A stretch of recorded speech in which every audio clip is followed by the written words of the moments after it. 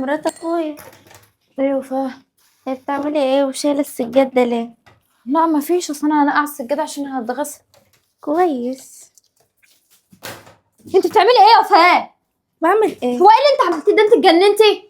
عادي، ما انت كده كده يعني ايه عادي؟ ايه المنظر ده؟ وهتكنسي وهتروقي. يعني ايه يا وفاء؟ انت قللت الذوق على فكره. انا قلت الذوق؟ قللت الذوق. والله ما حد قال لي الذوق غيري.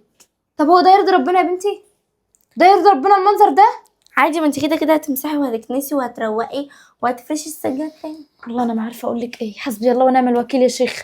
حسبي الله ونعم الوكيل يا حاسبين شيخ. عليا. قللت الادب ما تربيتيش. انا انت قلت الادب وقللت الذوق ما تربيتيش، وانا اخوكي هقول له على اللي انت عملتيه. كويس ناديل. مش همك؟ لا، يا عبدو. عشان انا مش غلطانه. يا عبدو يعني كل ده وما انتش غلطانه؟ ماشي انا هوريك يا عبدو. ايه؟ اتفرج. ايه ده ليه؟ اتفرج. اختك بتقول لي شال السجاد ليه؟ بقول لها انا عشان هغسله. قالت لي طب كويس، وراحت رميه لي الحاجه على الارض كده. يعني انت بتزبلي الدنيا واقول لك لا ما ينفعش، إيه ما تخليكيش مهمله في شقتك وفي الاخر تجيبي السبب فيا انا. لا دي شوف والله مراتك ده اللي بقى. حصل يا عبدو. وانت مهمله بيتك ليه دي؟ يا عبدو والله اختك هي اللي رمت لي قشر البطيخه على الارض وبهدلت انا عيله الدنيا صغيره كده. يعني عشان اعمل كده؟ يعني العيله دي هي اللي هتعمل كده يا هدير؟ اختك كدابه. اختي كدابه؟ كدابه وما تربتش وقللت الادب وعايزه طب تتربى. ما تلمي نفسك. ايه اختي ما تربطش ديت؟ طب انا هنزل بقى عشان امك كانت قايله لي اشتري طلبات وحاجات للبيت. طب انزل. يعني اختنا ما تربطش؟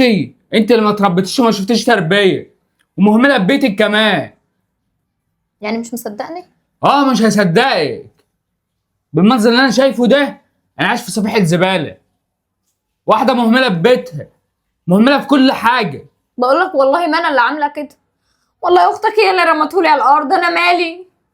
انا مالي؟ يعني اختي هتطلع من الدور الارضي تحت ترمي لك قشر البطيخ هنا؟ انت دايما قلل مني قدام كل عيلتك، والصغير قبل الكبير. عادي بقى، مستناها تعمل معايا ايه؟ عادي. هي مش اول مره اصلا تعمل معايا كده. هي دايما على طول تطلع تقل ادبها عليا وتنزل.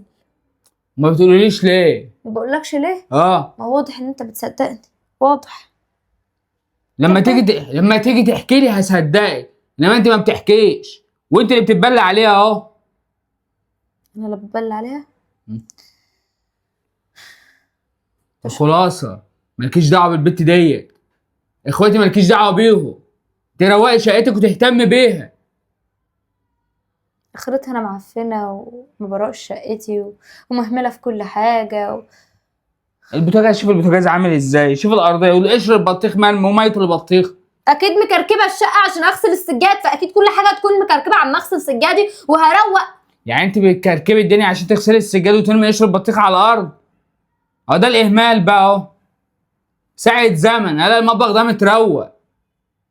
انجزي.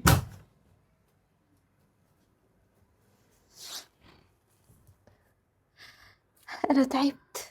انا ما كنتش قادره استحمل.